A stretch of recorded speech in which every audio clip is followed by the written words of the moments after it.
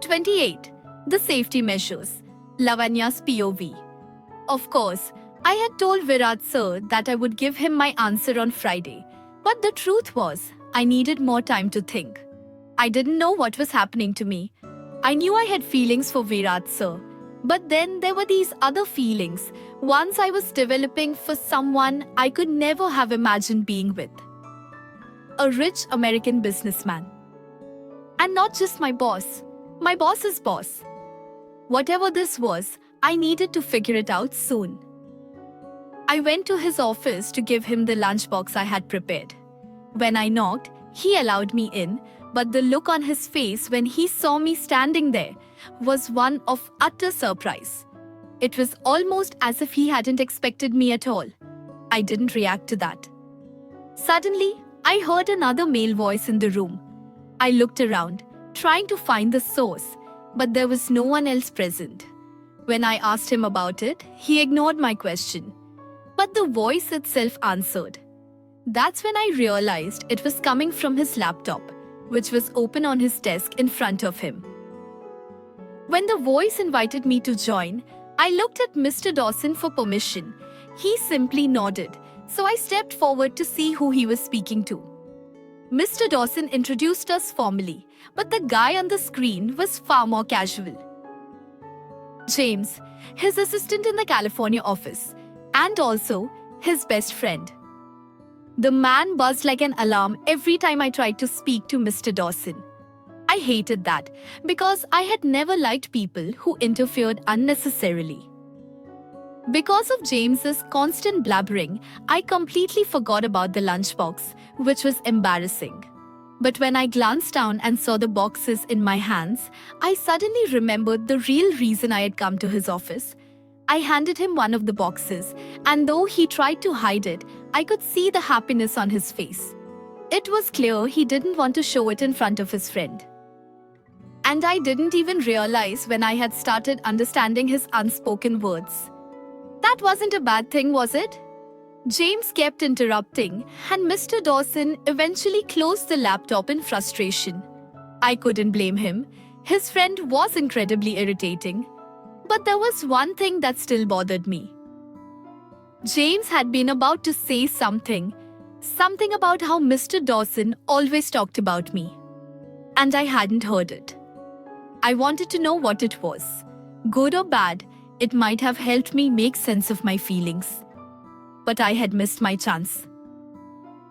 Instead, I simply told him about the sandwiches. He thanked me for the lunchbox, and I left for the canteen. As soon as I reached the canteen, I spotted Ruhi, Virat sir, and some other employees discussing something excitedly. "Hey Lavi, come here," Ruhi called, patting the chair she had saved for me. I sat down, and Virat sir smiled at me.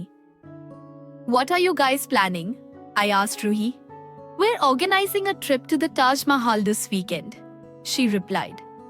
"I think Saturday would be best. After a hectic journey, at least we'll have Sunday to rest," one of our colleagues suggested with a chuckle. Some agreed, others disagreed, but Ruhi and Virat sir were both particularly excited about the trip. Virat sir tried to convince me to come, but as usual, Ruhi made the decision for me, declaring that I was going. I had no choice, did I? While everyone else was busy discussing the trip, my mind was preoccupied with the pendulum of my emotions, swinging restlessly between certainty and confusion. Suddenly, a voice, deep, familiar, coarse yet melodious, broke through my thoughts. It pulled me back to reality, and when I looked up, I found Mr. Dawson standing behind the crowd, his expression one of confusion. I had been so lost in my reverie that I hadn't even noticed when more people had joined the conversation. Managers from different departments, other staff members, there was a whole gathering now. When did they even get here? Balram sir explained the trip to Mr. Dawson, and soon everyone began persuading him to come along. Yet, I couldn't think of anything else while he stood before me. At that moment, the crowd around us disappeared, leaving only him, an uncertain Mr. Dawson, scanning the room, while my eyes remained locked on him. And then something strange happened. A sudden squeeze in my heart. No, it wasn't painful. It was something else entirely. A strange, inexplicable sense of pleasure. What is this feeling? Could it be? No, it can't be. What about Virat sir then? Just as if he had been listening to my inner turmoil, his gaze met mine. And without breaking eye contact, he announced that he was coming along as well.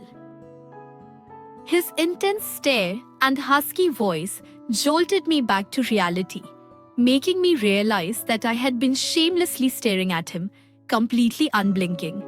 I quickly looked away, blinking furiously. What is happening to me? What is this feeling? It's just infatuation, Lavanya. My inner voice suggested. Yes, that was it. Infatuation, nothing more. After lunch, we all returned to work. I tried to push aside the unsettling emotions swirling inside me, but the very thought of having feelings for someone, him, filled me with disgust. It was embarrassing, shameful even. I resolved to bury this unwarranted, desperate, and utterly inappropriate attraction deep within me. It had no place in my life. I wouldn't let it surface, wouldn't allow it to ruin everything. Suppressing whatever this so-called infatuation was, I forced myself to focus on my tasks, determined to finish my work without distraction.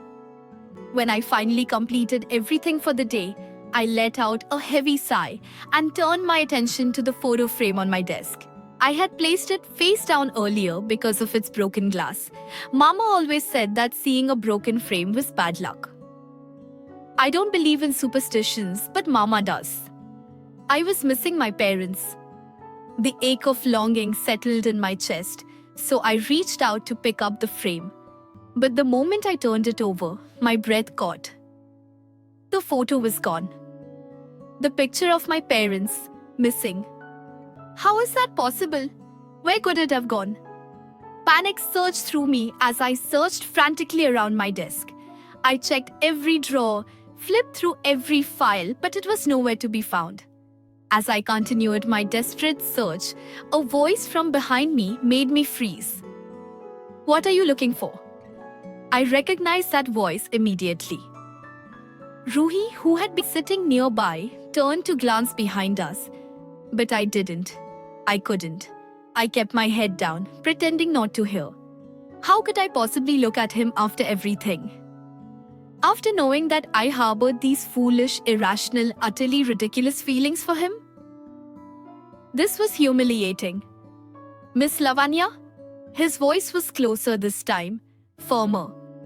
I stiffened. You can't avoid him forever, my inner voice reminded me.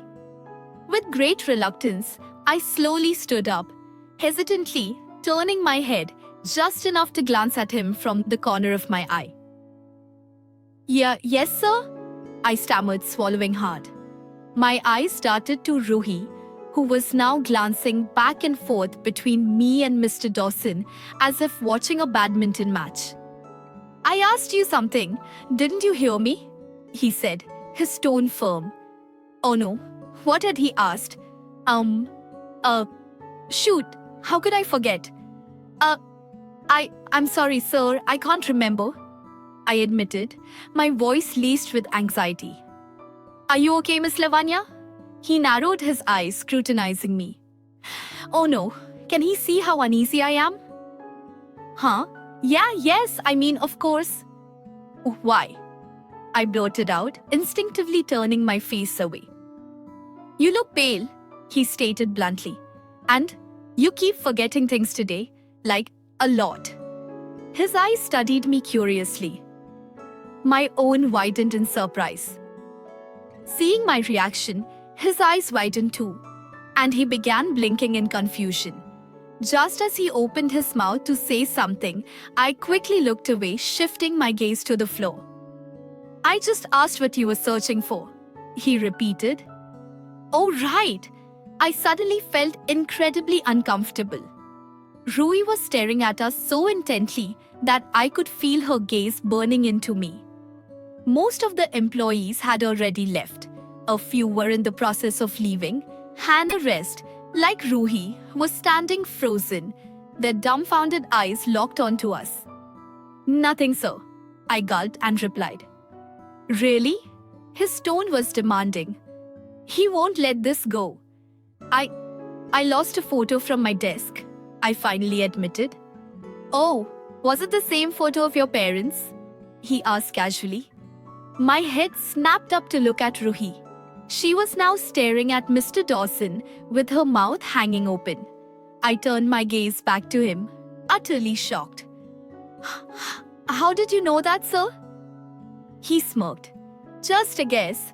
I remember seeing it in that frame last time. He gestured toward the empty photo frame on my desk. I glanced at Ruhi, who was now side-eyeing the frame without even turning her head, her mouth still half open. I knew she was dying to say something, to ask 1,000 questions, to react dramatically. But to her credit, she was doing an incredible job of controlling herself, for once. Because Mr. Dawson, the tornado, was standing right there. And then, out of nowhere, okay, let's go home, Mr. Dawson announced. I stopped breathing, as if that would somehow save me from Ruhi's deadly questioning gaze. Oh my God. Why? Why? Why can't he just keep his mouth shut? I didn't respond. I didn't react. I just swallowed nervously and turned to look at Ruhi, who was now staring at me like I had just committed high treason. Without a word, I grabbed my handbag and stepped towards Mr. Dawson, who was busy scrolling through his phone, completely unfazed by the chaos he had just created. When I stood in front of him, he looked up and asked, "Ready?" Very, very casually, like he was asking his wife. Oh no, my inner voice choked. Yes, you heard that right. Oh no, oh God. What am I thinking? My brain feels like a messy pile of cow dung right now. I couldn't even blame him. It was painfully obvious that he had no idea what he was doing, or how it looked. Everyone was throwing us suspicious glances, but he was too engrossed in his phone to notice. This entire scene was definitely going to be the talk of the office tomorrow. I gave him a silent nod. He turned and walked towards the door, and I followed, pausing just long enough to give Ruhi a guilty glance. Her expression? What the hell did I just see and hear? Just as I was about to step past the door, Virat sir called out to me, "Lavanya." I turned around, giving him my full attention. "Yes, sir." "Leaving already? I heard your bike broke down," he asked, his usual bright smile on his face. "Yes," I nodded, feeling slightly embarrassed. "Let me drop you home then," he offered kindly. I opened my mouth to reply, but before I could, another voice cut in from behind. "No, thank you, Mr. Oberoi." Virat sir's smile faded instantly as he looked up. I turned to find Mr. Dawson standing behind me, his gaze sharp and unwavering. "I'm dropping her home," he declared, his tone leaving no room for argument. "And anywhere else she needs to go," he added, then, after a pause, continued, "at least for the next 4 or 5 days." I lowered my gaze, my eyes drifting from Mr. Dawson to the floor, avoiding Virat sir's reaction. "Do we need your permission for that, Mr. Oberoi?" Mr. Dawson asked, his tone sharp, almost challenging. My head snapped up in shock. His jawline was tense, his expression unreadable. Why does he always speak to Virat sir like that? I turned to Virat sir, who looked visibly offended by the unnecessary hostility. A pang of guilt settled in my chest. "No, sir, of course not. She can do whatever she wants. She can go anywhere." He met Mr. Dawson's gaze, before briefly looking at me, his expression now carrying an unmistakable trace of hurt. With whoever she wants. Something about his words made me feel guilty. Thank you so much, Mr. Oberoi. Mr. Dawson responded, his voice laced with sarcasm. Then, in a much softer tone, he turned to me. Come on, Lavanya. I cast one last glance at Virat sir. His eyes, now filled with silent accusations, made my chest tighten. But I said nothing. Without another word, I followed Mr. Dawson out the door. For the first 5 minutes of the drive, silence lingered between us like an unspoken argument. Staring at the road through the glass, I finally gathered the courage to ask, Why do you always talk to him like that, sir? What? Who? He glanced at me briefly. Virat, sir, I clarified. He huffed, frowning, and instead of answering, he threw another question back at me. Why do you care about him so much? That's not an answer to my question, sir, I countered, looking at him expectantly. His expression hardened slightly. His smile is just annoying.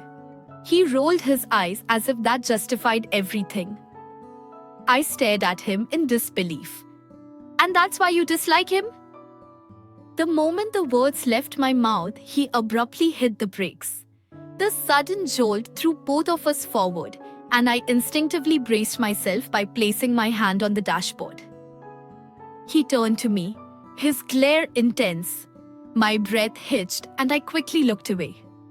Wait here, I'll be right back, he said before stepping out of the car and walking toward a small shop where various picture frames hung on the walls. I didn't pay much attention to what he was doing there or what he bought. My mind was still tangled in unanswered questions. When he returned, he was holding 2 ice cream cones. Here, he offered, handing me one. Without a word, I took it. Not just because I loved ice cream, but because I desperately needed something to cool down my overthinking mind. And honestly, refusing wasn't an option. Eventually, I would have had to take it anyway, or it would have melted in his hand. Do you like chocolate? He asked, licking the top of his own cone. Yes, chocolate with strawberry is my favorite, I admitted honestly. He grinned, staring at me for a moment before we both quietly enjoyed our ice cream. Once we finished, he started driving again. A few minutes later, my phone vibrated in my bag. I took it out, only to see my mother calling. Hello, Mama, I greeted, feeling Mr. Dawson glancing at me every now and then. Beta, are you home? My mother asked. No, Mama, I'm on my way home, I replied. What? Are you using your earphones while riding your bike? Lavanya, you know how risky that is. Hang up the phone right now. Mama, stop panicking. I'm not riding. My bike broke down. It's at the mechanic shop. Oh my God. Are you in a cab alone at this hour? She shrieked. No, Mama, I'm not in a cab alone, I reassured her, stealing a quick glance at Mr. Dawson. Then, oh my God, don't tell me you're in a bus, she gasped. Rolling my eyes, I sighed. Mama, I'm not in a bus either. Are you walking? She asked again, and I buried my face in my right palm. Mama, stop now, I snapped. I'm not walking, I'm in a car. A car? Yes, a car. Who's driving the car? Is that girl, Ruhi, with you? No, Mama. Then who's driving you home? I glanced at Mr. Dawson, who was now frowning as he kept sneaking glances at me. Lavanya, who is with you? Are you safe? Yes, Mama. Lavanya? Mama? What's going on? I heard my father's voice in the background. I don't know. Someone is driving her home and she won't say who it is. You ask her, my mother said anxiously. Lavanya? My father's voice was softer, calmer. Beta, are you okay? Yes, Daddy. Alright, beta. Your mother is just worried. Who's driving you home? He asked in his gentlest tone. I hesitated, avoiding Mr. Dawson's gaze. Daddy, it's my boss. A long silence followed, both on the phone and in the car. I could feel Mr. Dawson's eyes on me, his expression unreadable. Oh, your boss, my father finally said. Okay, be careful, beta. You're saying you're alone in the car. Keep the phone switched on until you reach home safely. Just stay on the line with me. Daddy, please, he's not like that. I'm safe. Try to understand, I whispered, sneaking a glance at Mr. Dawson from the corner of my eye. His focus remained on the road, but his expression made it clear he had heard every word. Oh God, Indian parents. This was beyond embarrassing. Alright, beta, if you say so, but you still have that pepper spray with you, right? I paused for a moment before replying in an exasperated tone. Yes, Daddy. Now please, I'll call you when I reach home, okay? Wait. We actually called to tell you we're coming on Monday. But don't tell anyone, not even your boss. Keep telling him we're on our way. I flushed red at the sheer absurdity of my father's so-called strategy. Oh dear. Daddy, we're going to the Taj Mahal this Saturday. It's a trip with my office colleagues and friends. I quickly changed the subject. Alright, beta, enjoy, but be safe. Yes, Daddy, bye, take care. Finally, I hung up the phone and turned to look at Mr. Dawson. He was driving silently, not looking at me at all. When he finally stopped the car near my apartment building, I exhaled and asked, You heard everything, didn't you? In response, he merely sighed and turned his head to look at me. I glared at him from the corner of my eye. I'm sorry, I apologized before continuing. For what they said, they're just being parents, he finished for me. I furrowed my brows, surprised by his unexpected response. They love you. It's actually quite amazing to see how much they care for you, he said. If I were in their place, I would have done the same for you. Wow, but they thought that I might try to take advantage of your situation, he said, and I quickly averted my gaze. You thought the same once, remember? He added, making me blush as I bit my lower lip. Tilting his head slightly, he continued. I'm getting used to it now. By the way, is it written somewhere on my face or in my name that I'm a pervert? I shook my head, feeling embarrassed by his odd question. You really carry pepper spray with you? He asked suddenly, breaking the brief silence. I simply smiled, pressing my lips together. Jesus Christ, thank God I picked you up from the cafeteria that day and not from your cabin, or I'd probably be blind by now. A handsome blind boss, he remarked dramatically. I let out a half-suppressed laugh, closing my eyes. Or a blind American monster.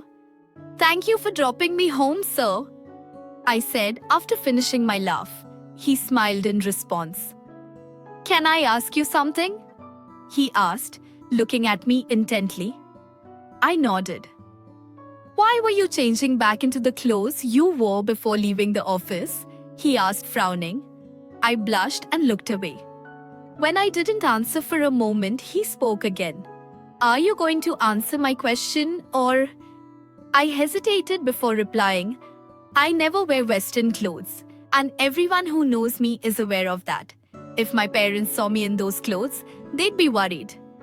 Why? What's wrong with a skirt? Nothing, I said quickly. There's absolutely nothing wrong with wearing Western outfits. They look great, and I admire people who wear them.